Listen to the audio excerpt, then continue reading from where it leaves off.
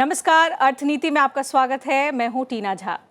हाल में कैबिनेट ने बीमा क्षेत्र में सीधे विदेशी निवेश की सीमा को 49% से 74% तक बढ़ाने के फैसले को मंजूरी दे दी है।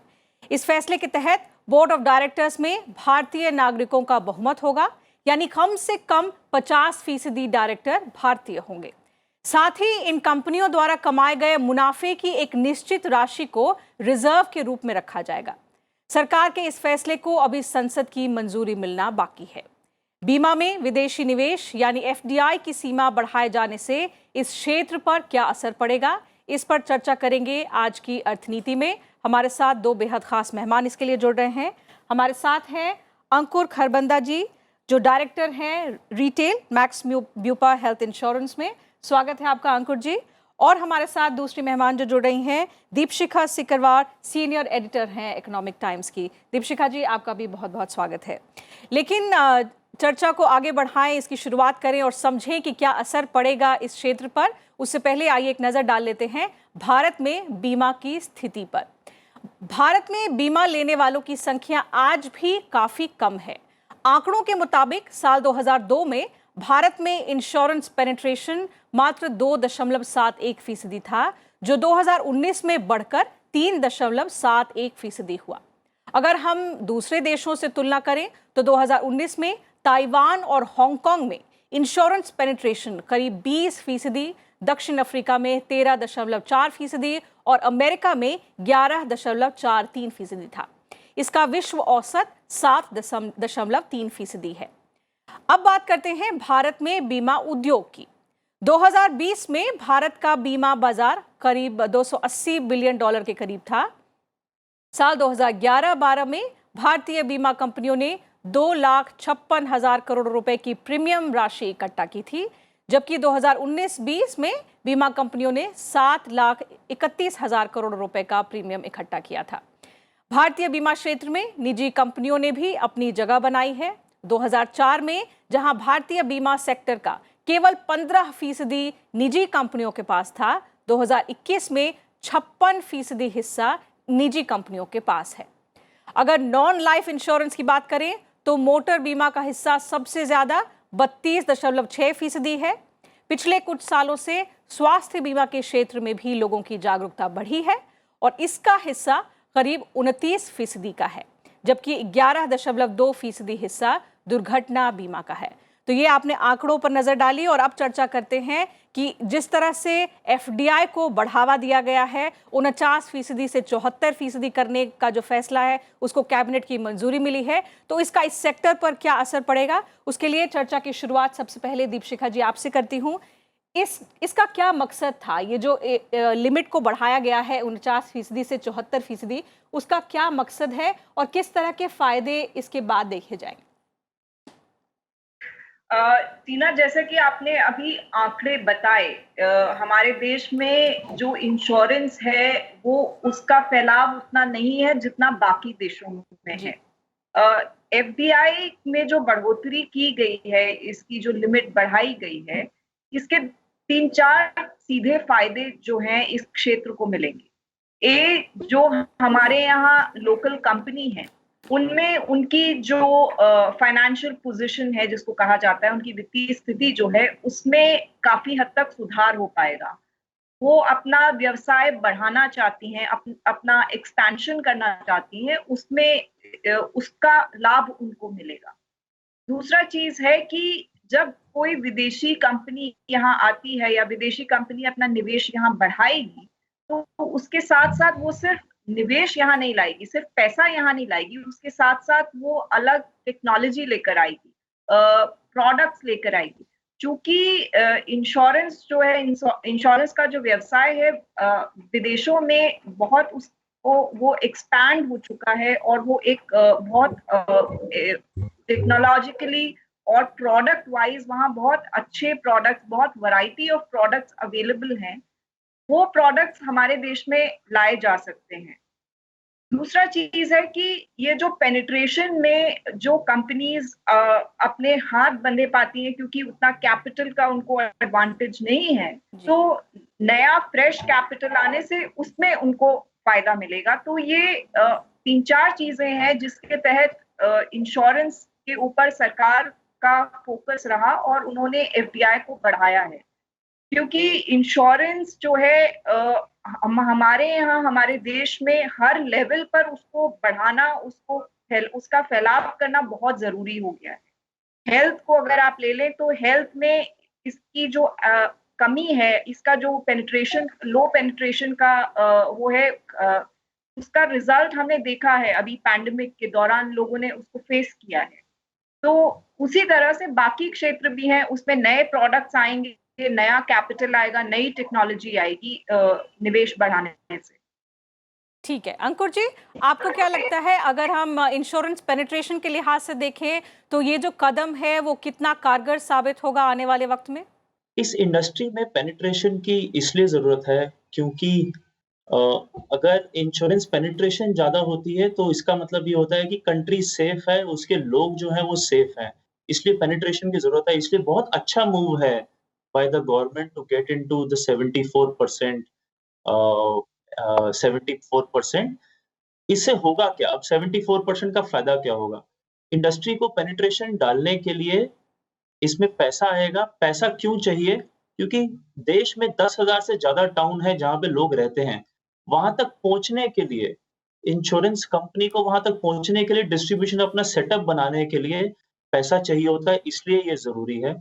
सेकंड इम्पोर्टेंट चीज़ जो है वो ये है कि आज की डेट में जब 74% एफडीआई हो जाएगा, तो बहुत सारी विदेशी कंपनी का इंटरेस्ट जो है वो इंडिया में आ जाएगा। जी। जब उनका इंटरेस्ट इंडिया में आएगा, उससे क्या होगा कि उन लोगों के पास जितने टेक्नोलॉजी सॉल्यूशंस हैं, वो यहाँ पे इंडिया में आएँगे। टेक्नोलॉजी सॉल्यूशन आने से कस्टमर के लिए बहुत फ़ायदा होगा, इंश्योरेंस कंपनी के लिए बहुत फ़ायदा होगा, बिकॉज़ जैसे ही टेक्नोलॉजी सॉल्यूशंस आएँगे, तो उसके साथ सर्विस लेवल इम्प्रूव हो पाएगा। जो क्लेम्स देती हैं, सर्विसेज़ देती हैं, वो सर्विस लेवल भी इम्प्रूव हो पाएगा। तो ओवरऑल हमारी कंट्री के लिए ये एक बहुत अच्छा मूव है सरकार द्वारा। ठीक है, तो जैसा कि हमारे दोनों पैनलिस्ट बता रहे हैं कि बीमा क्षेत्र का विस्तार होगा, पूंजी प्रवाह जो है उसको एक तरह से बढ़ाने के लिए ये कदम काफ़ी कारगर है, टेक्नोलॉजी सॉल्यूशंस आएंगी, सर्विसेज इंप्रूव होंगी। लेकिन दीपशिखा जी, एक चीज़ जो हमने देखी है कि कई तरह के सेफगार्ड्स के साथ ये फैसला लिया गया है और उसमें एक ये है कि इसके तहत बोर्ड ऑफ डायरेक्टर्स में जो भारतीय नागरिक हैं उनका बहुमत होगा। तो ये किस तरह से, क्या ये रोड ब्लॉक हो सकता है प्राइवेट प्लेयर्स के लिए जो यहाँ आना चाहते हैं, या इसको अगर आप हमारे लिए एक्सप्लेन करें कि इस तरह के सेफगार्ड्स क्यों लाए गए हैं, किस तरह की चीज़ों को रोकने के लिए ये कदम सरकार द्वारा लाया जा रहा है? देखिए टीना, जो बीमा क्षेत्र है इसमें जब 26 से 26 से 49 किया गया था विदेशी निवेश, तब भी बहुत आशंकाएं व्यक्त की गई थी। जी। क्योंकि जो 2008 का ग्लोबल फाइनेंशियल क्राइसिस था, उसमें कुछ हद तक जो फाइनेंशियल सेक्टर था उसमें इंश्योरेंस कंपनीज भी इन्वॉल्व थे, जो उससे जिनके ऊपर असर हुआ था, जो उससे अफेक्टेड थे।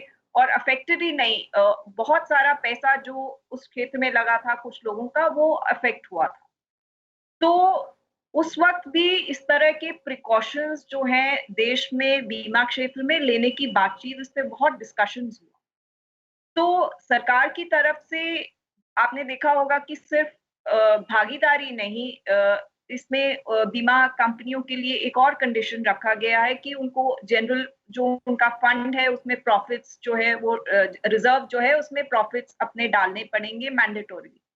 तो ये सब इसलिए किया जा रहा है कि हमारे यहाँ जो विदेशी कंपनियां आए, उनको हम रिंग फेंस कर सकें। अगर उनके विदेशी जो व्यवसाय है, उनका जो विदेशी बिजनेस है जो देश के बाहर है, उससे हम उसको कुछ हद तक रिंग फेंस कर सकें उनके हमारे देश में जब वो व्यवसाय करेंगी इस क्षेत्र में। हाँ, तो और खास तौर पे ये अभी शुरुआती एक एक्सपेरिमेंट हो रहा है। आपने देखा कि 26 से उसको 49 किया गया, फिर 74 किया गया।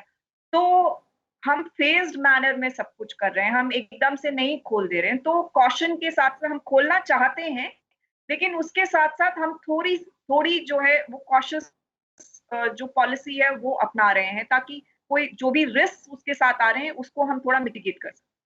ठीक है अंकुर जी, आपकी इस पर राय। जिस तरह के कॉशियस स्टेप के साथ हम चल रहे हैं, जिस तरह के सेफगार्ड्स सरकार द्वारा बताए गए हैं इसमें, तो उनका क्या प्राइवेट प्लेयर्स पर किसी तरह का असर पड़ेगा? क्योंकि हम चाहते हैं कि विदेशी कंपनियां आएं और निवेश करें, लेकिन ये क्या किसी तरह का रोड ब्लॉक बन सकता है? मैं बताना चाहूँगा इंश्योरेंस का काम क्या होता है, लोगों का पैसा लेना और उस पैसे से जिसकी ज़रूरत है उसको पैसा देना। तो अल्टीमेटली बहुत ही एक ऐसा एनवायरनमेंट है जहाँ पे हम कस्टमर का पैसा लेते हैं, पब्लिक का पैसा लेते हैं। तो गवर्नमेंट के लिए बहुत ज़रूरी है कि इस पैसे को सेफगार्ड करें और उस इसीलिए कुछ-कुछ गाइडलाइंस बनाई गई हैं, जहाँ पे बोर्ड ऑफ डायरेक्टर्स इतने लोगों से ज़्यादा यहाँ 50% से ज़्यादा होने चाहिए इंडियन, चाहे वो पैसा फंड वहाँ जाना चाहिए, वो सब इसीलिए बनाए गए हैं। मुझे नहीं लगता कि इससे बहुत बड़ा कोई रोड ब्लॉक आएगा बिकॉज़ जितनी विदेशी कंपनियाँ हैं, वो भी इस बात को समझ रही हैं और उनको ये लगता है कि अगर अच्छी तरह काम करना है, तो उसके लिए कुछ-कुछ चीज़ें हैं वो करनी पड़ेंगी और मुझे लगता है बहुत वेलकम मूव है, विदेशी कंपनी भी जो बात कर रही हैं, मेरी भी बातचीत होती है, तो उनको ये लग रहा है कि ये बहुत अच्छा मूव है। सेफगार्ड इंडिया के लिए इम्पोर्टेंट है, हम लोगों के लिए इम्पोर्टेंट है, इसलिए सेफगार्ड ज़रूरी है क्योंकि ये पब्लिक का पैसा है। बिल्कुल, बिल्कुल। दीपशिखा जी, एक और कंसर्न कहें और ट्रस्ट की अगर हम बात कहें, तो आज भी अगर हम देखें तो जनरल इंश्योरेंस, लाइफ इंश्योरेंस में लोगों का ज़्यादा भरोसा आज भी पब्लिक सेक्टर कंपनीज़ पर ज़्यादा है। ऐसे में जब हम प्राइवेट कंपनियों को ज़्यादा बढ़ावा देंगे, तो हम लोगों का ट्रस्ट इसमें कैसे बिल्ड कर पाएँगे? टीना, अब इसमें मैं ये कहना चाहूँगी कि जो उपभोक्ता है, ऐसा नहीं है कि सरकारी क्षेत्र की कंपनियों के साथ उनका जो इंश्योरेंस का एक्सपीरियंस रहा है, वो बहुत अच्छा रहा है। हमने देखा है इतने साल से हम सुनते आ रहे हैं दोस्तों में, परिवार में, रिश्तेदारों में कि हमारा ये हुआ, हमारे को इतने चक्कर लगाने पड़े, इतना कागज़ माँगा गया और इतना। तो ऐसा नहीं है। धीमे-धीमे जैसे बीमा क्षेत्र खुला है, निजी क्षेत्र की कंपनियाँ आई हैं, तो लोगों का एक्सपीरियंस जो है और ईज़ जो है कस्टमर एक्सपीरियंस जो है, वो इम्प्रूव हुआ है। आप देखिए कि अगर आज आपको गाड़ी का आपका इंश्योरेंस पॉलिसी जो है अगर खत्म हो रहा है और आपको अचानक ही याद आता है रात को कि मुझे अब कल लेना है, आप ऑनलाइन जाके फटाफट खरीद सकते हैं। तो जिस तरह से इस क्षेत्र में बढ़ावा हुआ है, निजी कंपनियाँ आई हैं, पूरा बिज़नेस एक्सपैंड हुआ है, उसी तरह से कस्टमर एक्सपीरियंस भी बेटर हुआ है और ज़्यादा से ज़्यादा अगर कंपनियाँ आएँगी, तो कॉम्पिटिशन बढ़ने से सर्विस इम्प्रूव ही होगी, सर्विस में सुधार ही होगा क्योंकि ज़ाहिर-सी बात है कि कोई भी कंज्यूमर जो है उसी कंपनी के पास जाना चाहेगा जो उन्हें बेहतर एक्सपीरियंस या बेहतर एक डील दे रहा है अ, या सस्ती पॉलिसी दे रहा है या बेहतर एक्सपीरियंस दे रहा है या आसानी से उसको अ, अगर कुछ हो जाता है उस स्थिति में बिना ज़्यादा कागज़ माँगे, बिना चक्कर कटवाए उनको उसकी सुविधा दे रहा है। तो जितना ज़्यादा से ज़्यादा कंपनियाँ आएँगी और उससे कॉम्पिटिशन बढ़ेगा, तो ज़ाहिर है कि सर्विस उतनी ही इम्प्रूव मेरा ये मानना नहीं है हालाँकि एक एक जो मन में खटका लोगों का रहता है कि निजी क्षेत्र में हम कर रहे हैं, वो खटका मेरे ख्याल से रेगुलेशन हमारे यहाँ काफ़ी रोबस्ट है जो इंश्योरेंस रेगुलेटर है और उसका जो रेगुलेटरी फ्रेमवर्क है, वो काफ़ी रोबस्ट है। तो मुझे लगता है कि जैसे लोगों का विश्वास बढ़ेगा, निजी क्षेत्र अब एक बेहतर एक्सपीरियंस लोगों को ऑफर करेगा, तो लोग उसकी तरफ ज़रूर मुड़ेंगे। खास करके अंकुर जी, मुझे लगता है जहां तक स्मॉलर इंश्योरेंस प्लेयर्स की बात करें तो लोगों के मन में अविश्वास ज़्यादा रहता है। जाहिर तौर पर कंपटीशन बढ़ेगा तो सर्विस बढ़ेगी, पर स्मॉलर इंश्योरेंस प्लेयर्स जो आज हैं मार्केट में, उन पर विश्वास लोगों का बरकरार रहे और ये जो रिस्क फैक्टर है उन लोगों के प्रति, उसको कैसे सही किया जाए? क्योंकि जहाँ तक लोगों के विश्वास की बात है, ज़्यादा अगर ढेर सारी कंपनियां होंगी तो बड़ी कंपनियों की तरफ ज़्यादा कम रिस्क होगा, तो लोग उस तरफ लोगों का झुकाव ज़्यादा होगा और इस तरफ हो सकता है कि स्मॉलर प्लेयर्स इसमें थोड़ा सफ़र कर जाए। नहीं, बिल्कुल आपका एक वैलिड पॉइंट है, बट अगर आप देखेंगे पूरी इंडस्ट्री को, कोई भी इंडस्ट्री शुरू हुई थी, टेलीकॉम इंडस्ट्री देखेंगे आज पूरा प्राइवेट हो गया है, क्योंकि जहाँ पे भी सर्विसेज आती हैं, जिस इंडस्ट्री में भी सर्विस देनी होती है कस्टमर को, वहाँ पे धीरे-धीरे अगर आप देखेंगे कि प्राइवेट और निजी कंपनियों की तरफ रुझाव बढ़ता जा रहा है। और आजकल की हमारी आपको पॉपुलेशन पता है, युवा पीढ़ी बहुत ज़्यादा है। जो युवा पीढ़ी देखती है जैसे मैं अपने फादर की बात करूँगा तो वो देखेंगे कि वो वाली कंपनी जहाँ जो स्टेबल है, कितने साल पुरानी है। मैं अगर देखूँगा तो मैं कहूँगा कि यार जो मुझे अच्छा प्रोडक्ट देगा, अच्छी सर्विस देगा। इसमें भी 2 चीज़ें आपको बताऊँगा।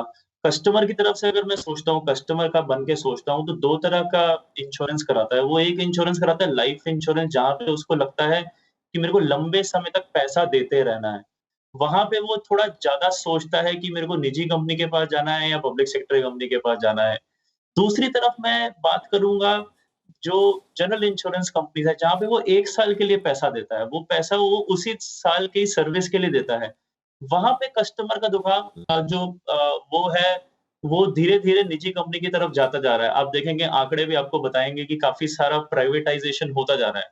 और इसका आप सर्विसेज़ में देखेंगे फ़ायदा देखिए, एक हेल्थ इंश्योरेंस, क्योंकि मैं हेल्थ इंश्योरेंस बीमा क्षेत्र से तो हूँ, तो मैं उसके बारे में ज़्यादा बता पाऊँगा। जी। 20 साल पहले हेल्थ इंश्योरेंस में क्लेम लेने के लिए शायद उसको 3-3 4-4 महीने बाद उसको क्लेम मिलता था, तो वो तो उसको खुशी मिलती थी कि मेरा क्लेम सेटल हो गया 3-4 महीने बाद। आज की डेट में हम लोग 3-3 मिनट, 4-4 मिनट में भी कई-कई हमारे कैशलेस सेटल होते हैं। तो कस्टमर की जो जर्नी है, वो चेंज हो गई है, जो पहले होती थी और आज हो गई है, कस्टमर की जर्नी चेंज हो गई है और ये इसीलिए हुआ है क्योंकि प्राइवेटाइज़ेशन के बाद बहुत सारी टेक्नोलॉजी आई है, प्रोडक्ट इनोवेशन हुई है, नई सोच आई है, कॉम्पिटिटिवनेस बढ़ा है। सबसे इम्पोर्टेंट है कि प्राइवेट कंपनीज़ आने के बाद कॉम्पिटिटिवनेस बढ़ा है। इसकी वजह से लोगों का झुकाव जाता जा रहा है to the private companies as well.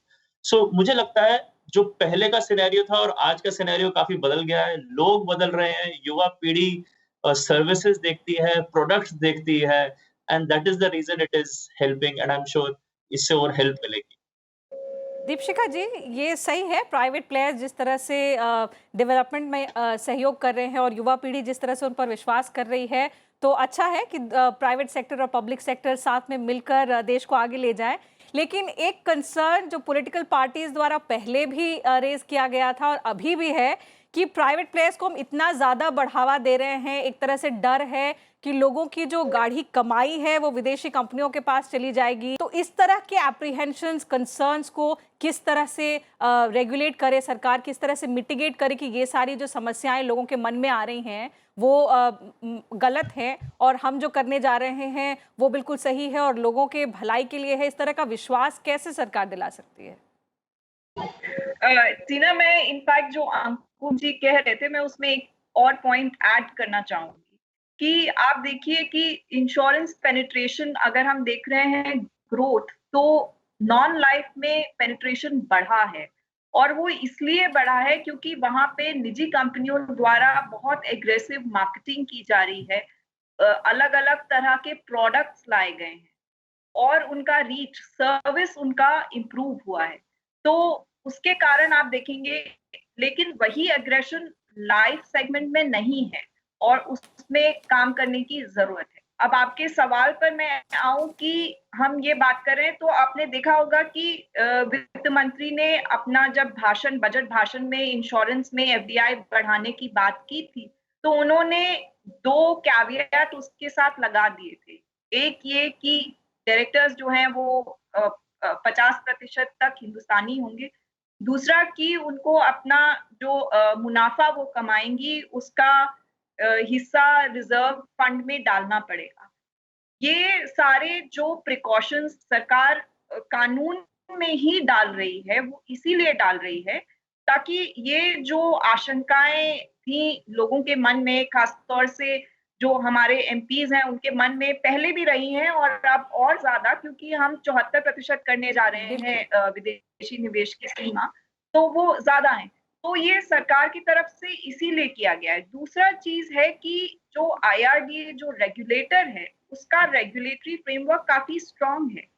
सरकार ये जो पॉलिसी में जो ये कंडीशंस डाल रही है, ये तो कानून में डाल ही रही है। उसके अलावा जो रेगुलेटर है वो भी जो कंपनी यहाँ पे काम करने आएगी या जो कंपनी यहाँ पर ज्यादा पैसा लगा रही है, उसके लिए रेगुलेटर भी अपने कंडीशंस बराबर वो लाता रहता है। तो ऐसा नहीं है। हालांकि आशंकाएं ठीक है अपनी जगह पर, उनको लगता है कि यहाँ से पैसा बाहर जाएगा और वो गाढ़ी कमाई जो है लोगों की डूब जाएगी। ये मुझे नहीं लगता कि अब बहुत वैलिड है इस तरह की कंडीशंस के साथ। जी। अंकुर जी, तो जैसा आप दोनों, मुझे लगता है जहाँ तक लोगों का विश्वास और सरकार द्वारा कदम की बात है, तो आप दोनों लगभग एक ही पेज पर हैं।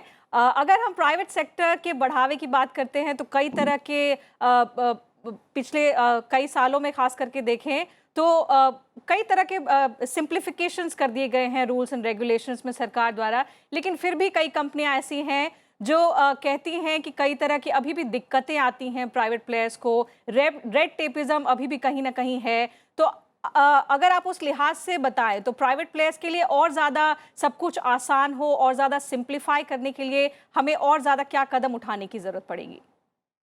श्योर। पहले तो मैं ऐसा नहीं मानता हूँ कि बहुत ज़्यादा रेड टेपिज्म है। हमारा जो रेगुलेटर है, मुझे लगता है बहुत उसका कंसर्न रहता है इंश्योरेंस इंडस्ट्री में, बहुत एक्टिव तरीके से काम करते हैं।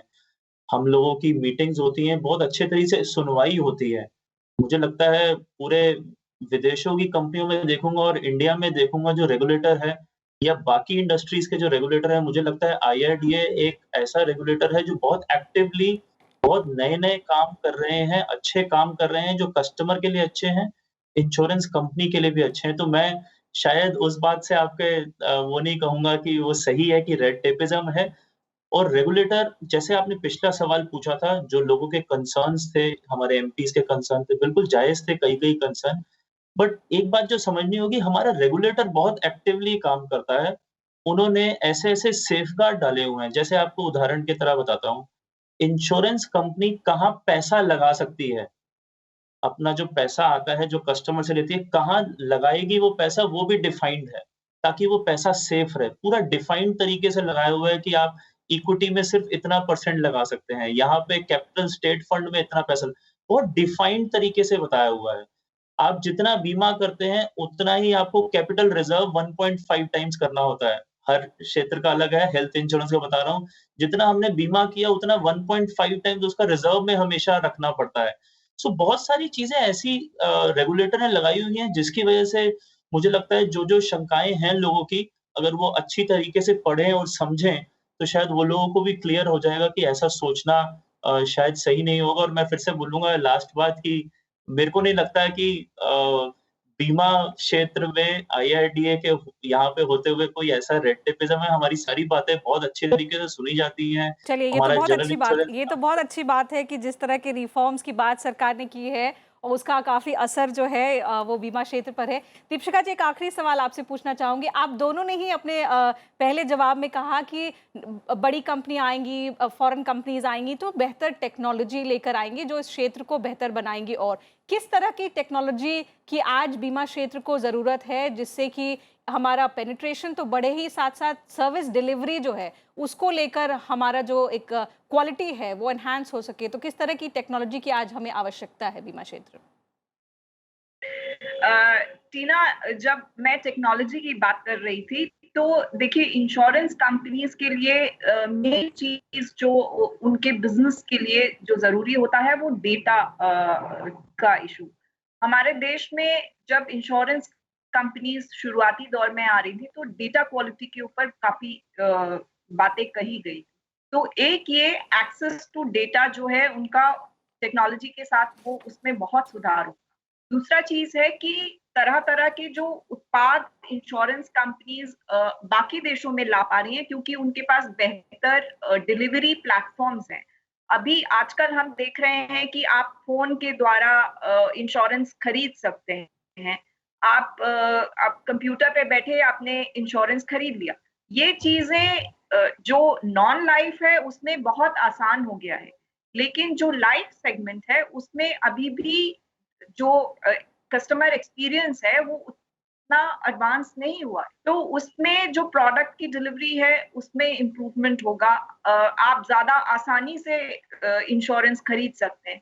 दूसरा, वैरायटी। अभी आपको प्रीमियम के ऑप्शंस, जैसे विदेशों में आप चश्मे का इंश्योरेंस ले रहे हैं नॉन लाइफ में, हमारे यहाँ भी जैसे शुरू हुआ है कि आपने एक महंगा फोन लिया तो आप इंश्योरेंस उसके साथ साथ खरीदते हैं।